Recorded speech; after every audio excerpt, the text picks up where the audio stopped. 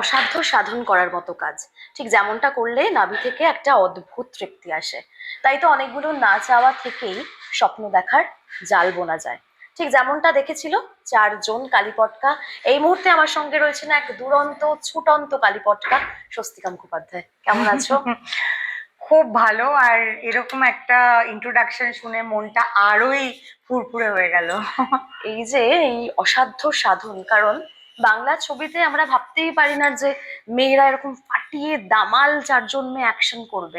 স্বস্তিকাদি 25 বছরে তোমাকে নিয়ে এইভাবে বোধহয় কেউ লেখেইনি, যদি খুব বেশি ভুল না করি। একদমই কোনোদিনই লেখেনি। আমি পাগল হয়ে গেছিলাম আনন্দে যখন আমাকে অভিরূপ ফোন করেছিল। আমার নিজেরই বিশ্বাস হচ্ছিল না বলে আমাকে বারবার জিজ্ঞেস করছিলাম যে তো ঠিক জানো যে মানে এই রোলটার জন্য তুমি আমাকে ফোন করেছো, মানে এটা যে অ্যাকচুয়ালি হচ্ছে ইন রিয়ালিটি, সেটাই আমার বিশ্বাস করতে খুবই অসুবিধে হচ্ছিল।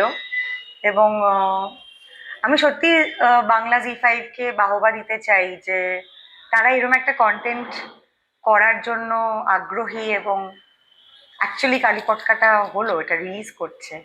আমার এখনো মনে হচ্ছে বিশ্বাস হচ্ছে না যে এটা আমরা করে ফেলেছি। অসাধ্য সাধন মানে ওই নাভি থেকে তৃপ্তি যেটা বললাম না, ওটা একটা কাজ হয়েছে। আমাকে এইভাবে মানুষ কোনোদিনও দেখেনি, আমি নিজেকেও এভাবে কোনোদিনও দেখিনি। আমি এমন এমন কিছু এক্সপ্রেশন দিয়েছি বা আমি এমন এমন কিছু অভিনয় করেছি যেটা আমি নিজে কোনোদিনও ভাবতে পারিনি যে এটা আমি করতে পারি। দারুণ দারুণ একটা অন্যরকম অভিজ্ঞতা হলো। একটা অন্যরকম মহিলা শ্রীমা, তার সঙ্গে আমার পরিচয় হলো। সে আমাকে অনেক কিছু শেখালো। কি শেখালো? শেখালো এটাই যে অন্যের কথায় বা অন্য কিছু দিয়ে প্রভাবিত হয়ে ডিসিশন নেওয়ার মধ্যে একটা খামতি থেকে যায়।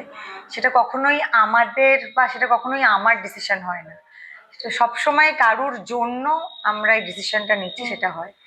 শ্রীমা এমন একজন মহিলা যে নিজে ঠিক করে নিজে কি করবে, অন্য কারুর প্রভাবে পড়ে করে না। বা সেই ডিসিশনটার ফলটা ভালো হতে পারে, খারাপ হতে পারে, অন্যান্য অনেক লড়াই তাকে করতে হতে পারে, কিন্তু তাও সেটা তার ডিসিশন, তার নিজের ডিসিশন। সো ইউ ওন ইট।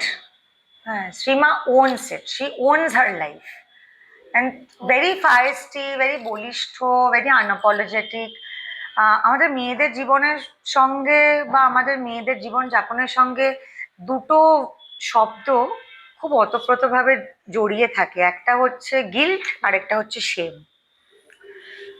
সব সময় সবকিছুতে লজ্জাটা আমাদের, মানে আমাদেরকে কেউ টিটকিরি মারলো তাতেও আমাদের লজ্জা, আমাদের গায়ে কেউ ইনঅ্যাপ্রোপ্রিয়েট ভাবে হাত দিল সেটাও আমাদের লজ্জা, আমাদের কেউ কিছু বললো সেটাও আমাদের লজ্জা। সীমার একদমই ওটা নেই।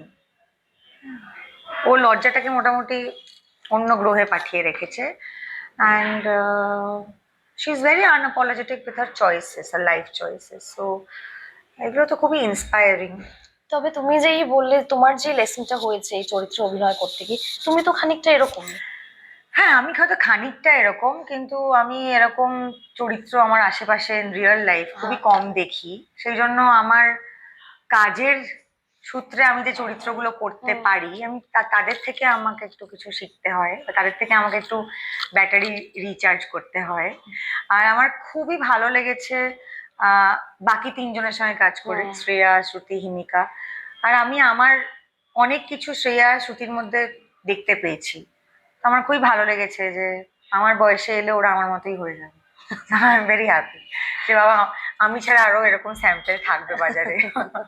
স্বস্তিকাদি এই পারিবারিক ঘ্যান ঘ্যানানি যেটা দর্শকরা দেখতে এখন বোধহয় একটু বোর হয়ে গেছে। পরকীয়াটা জাস্ট ব্যান করে দেওয়া উচিত।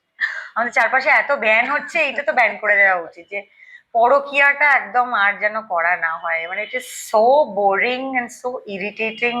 আমি তো এরকম কোনো স্ক্রিপ্ট এলেই আমি বলি যে না ভাই, আমি এটা করতে চাই না, প্লিজ না। আমি সব রকম পরকীয়া করে ফেলেছি, মানে A to Z সব করে ফেলেছি, আর আমি নট ইন্টারেস্টেড। তো বাইরে গিয়ে কিছু ভাবতে হবে। আর আমরা যখনই মেয়ে কেন্দ্রিক বা নারী কেন্দ্রিক কোনো কন্টেন্ট করি, আমার ব্যক্তিগতভাবে মনে হয়, আমি প্রচুর কন্টেন্ট দেখি, যে সব সমস্যাগুলোই না খুবই আরবান, খুবই সাউথ কলকাতা কেন্দ্রিক, খুবই উচ্চ মধ্যবিত্ত বা মধ্যবিত্ত, মধ্যবিত্তের নিচে যারা আছে একদম নিম্ন শ্রেণীর, সেই মহিলাদেরও তো সমস্যা আছে, একেবারে। সেই মহিলাদেরও ক্রাইসিস আছে, সেই মহিলাদের জীবনেও টানাপোড়েন আছে। তো সেই গল্পগুলো কে বলবে? ওই মহিলাগুলো কি আমাদের জীবনে এক্সিস্ট করে না?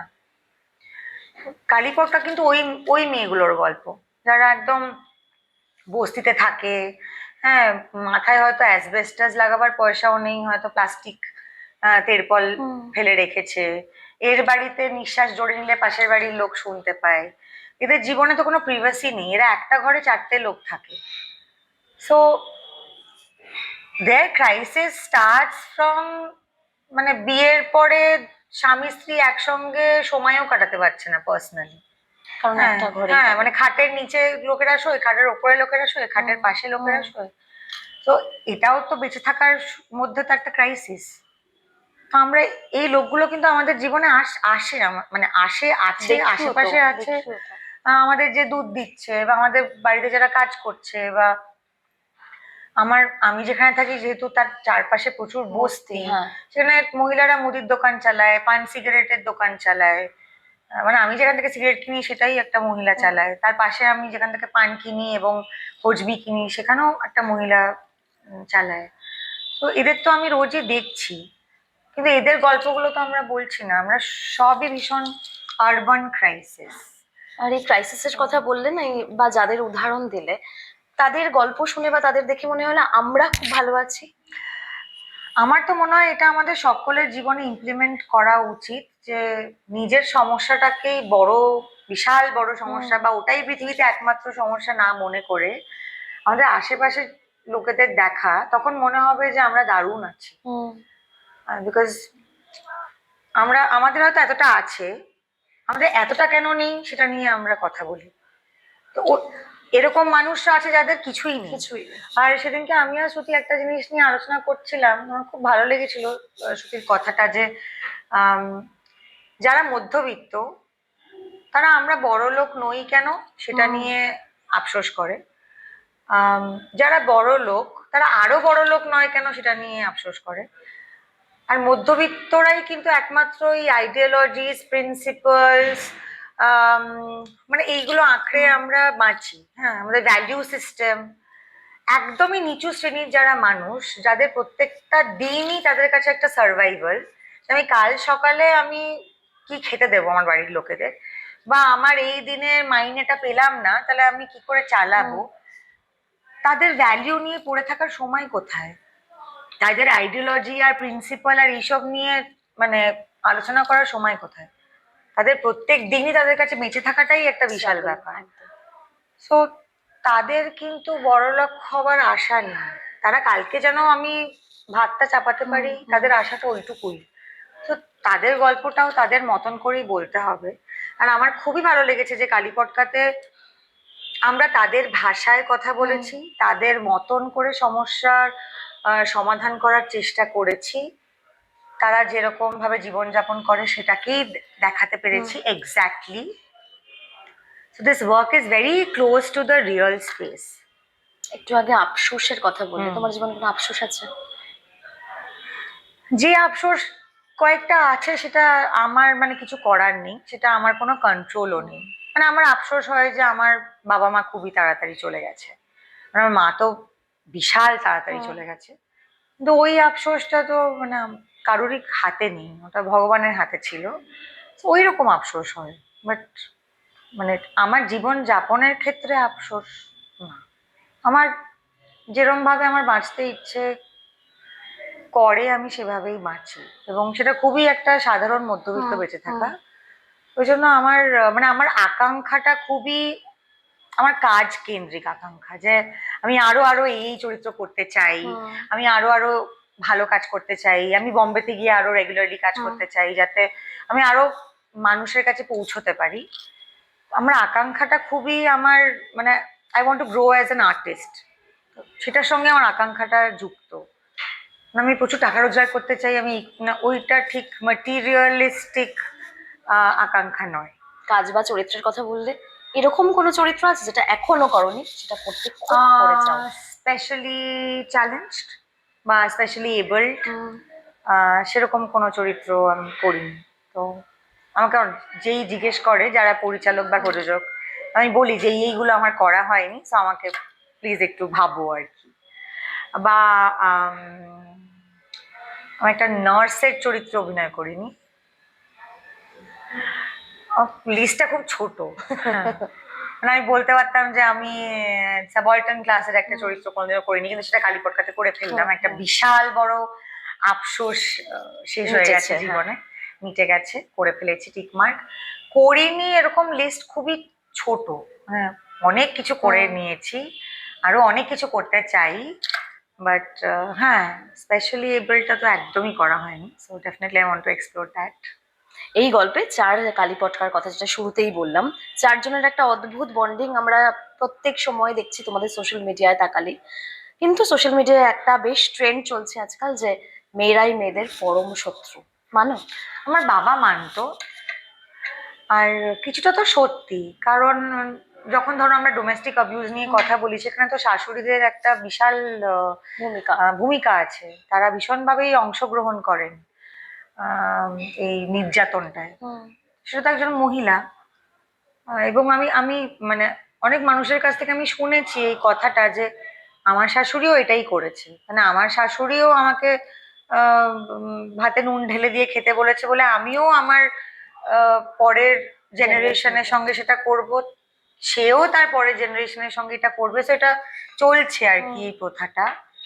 আহ, এবং সোশ্যাল মিডিয়াতেও মানে আমার তো মনে হয় যে মহিলারা অনেক বেশি কটু কথা বলে, মানে ছেলেদের চেয়ে। হ্যাঁ, একটা কারোর শরীর নিয়ে, তার বয়স নিয়ে মহিলারাও প্রচুর বলে, মানে বলে না তা নয়, মানে এরকমও কথা লেখে যে কি কুৎসিত দেখতে আপনাকে। সো আমি দেখি যে এইসব কথাবার্তা মহিলারাই বেশি বলে, বলে হয়তো খুব তৃপ্তি অনুভব করে তারা। তাসাল্লি। হ্যাঁ, বিকজ তাদেরকেও হয়তো কেউ বলছে তারা খুব কুৎসিত দেখতে, তারা ভাবে যে এরা তো পাবলিক ফিগার, এদেরকে বললে একটু বেশি আমি ঝাল মেটাতে পারবো, but yeah, but I think I will completely say this is true.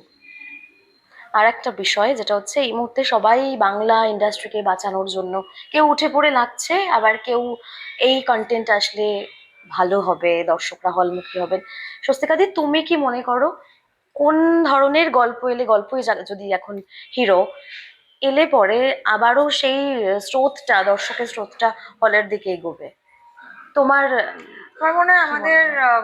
গল্প বাছাই করার মানসিকতাটা একটু পাল্টাতে হবে, কারণ আমরা সবসময় দেখেছি যে একটা যে একটা কাজ বা যে একটা কন্টেন্ট ক্লিক করে যায়, তখন সবাই ভাবে যে আরে এটা তো পাবলিক হেভি নিল, এটা তো পাবলিক হেভি খেলো, তারপর ওই একই ধরনের কাজ রেপুটেশন পরপর থাকে। হতে থাকে।